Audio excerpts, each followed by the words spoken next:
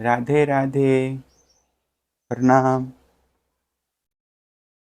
कालिया के कालियादह में आने की कथा तथा भगवान का ब्रजवासियों को दावानल से बचाना।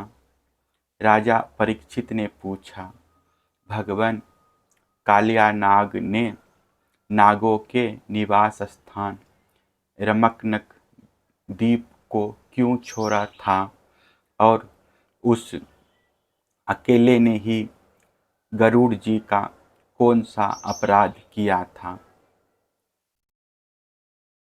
श्री सुखदेव जी ने कहा, परीक्षित, पूर्व काल में गरुड़ जी को उपहार स्वरूप प्राप्त होने वाले सर्पों ने यह नियम कर लिया था कि प्रत्येक मास में निर्दिष्ट वृक्ष के नीचे गरुड़ को एक सर्प की भेंट दी जाए।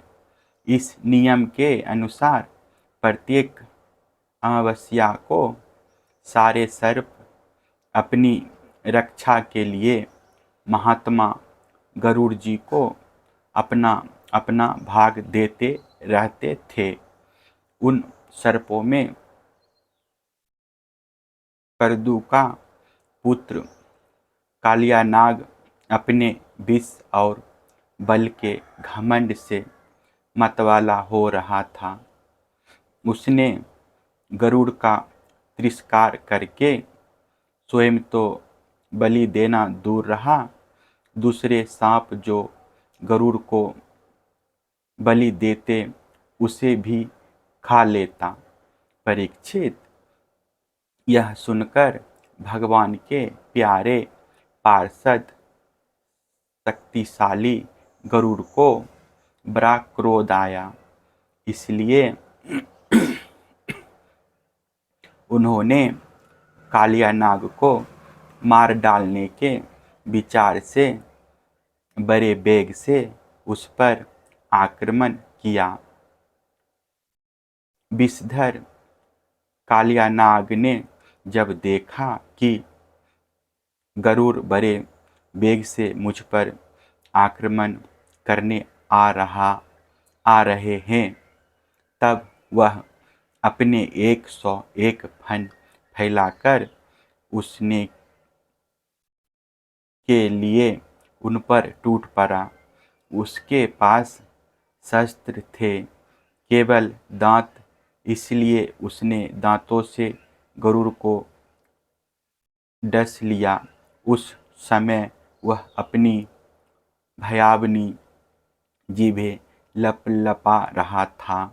उसकी सांस लंबी चल रही थी और आंखें बड़ी डरावनी जान पड़ती थी। तत्क्षयनंदन गरुड़ जी विष्णु भगवान के वाहन हैं और उनका वेग तथा पराक्रम भी अतुलनीय है। कालियानाग की यह ढिठाई देखकर उनका क्रोध और भी बढ़ गया तथा उन्होंने उसे अपने शरीर से झटक कर फेंक दिया। अब अपने सुनहले बाएं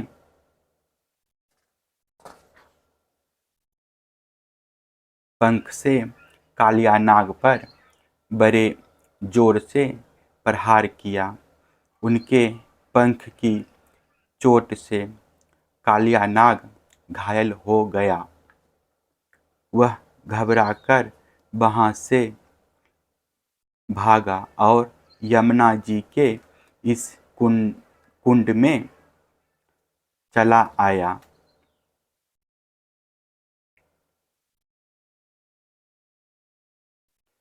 यमुना जी का यह कुंड गरुड़ के लिए आग में था, साथ ही वह इतना गहरा था कि उसमें दूसरे लोग भी नहीं जा सकते थे। इसी स्थान पर एक दिन क्षुधातुर गरुड़ ने तपस्वी शौभरी के मना करने पर भी अपने अभिष्ट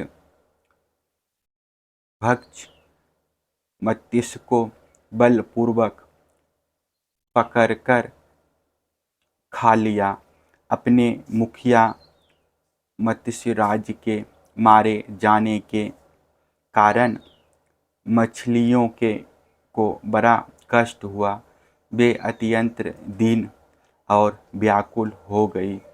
उनकी यह दशा देखकर महर्षि शौभरी को बड़ी दया आई।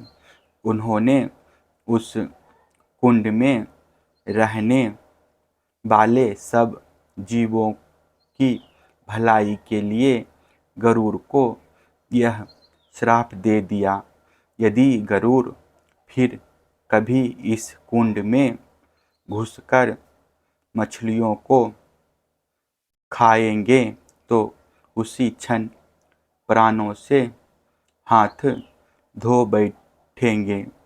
मैं यह सत्य सत्य कहता हूँ। परीक्षित, महर्षि शौभरी के इस श्राप की बात कालिया नाग के सिवा और कोई सांप नहीं जानता था, इसलिए वह गरुड़ के भय से वहाँ रहने लगा था। और अब भगवान श्री कृष्ण ने उसे निर्भय करके वहाँ से रमणक द्वीप में भेज दिया। परीक्षित, इधर भगवान श्री कृष्ण दिव्य माला, गंध, वस्त्र, महामूल्य मणि और स्वर्णमय आभूषणों से विभूषित हो उस कुंड से बाहर निकले।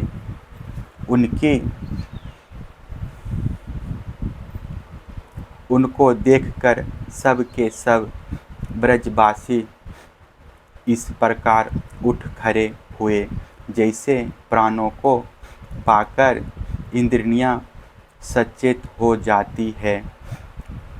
सभी गोपों का हृदय आनंद से भर गया। वे बड़े प्रेम और प्रसन्नता से अपने कन्हैया को हृदय से लगाने लगे। परीक्षित, यशोदा रानी, रोहिणी जी, नंद बाबा, गोपी और गोप सभी श्री कृष्ण को पाकर सचेत हो गए।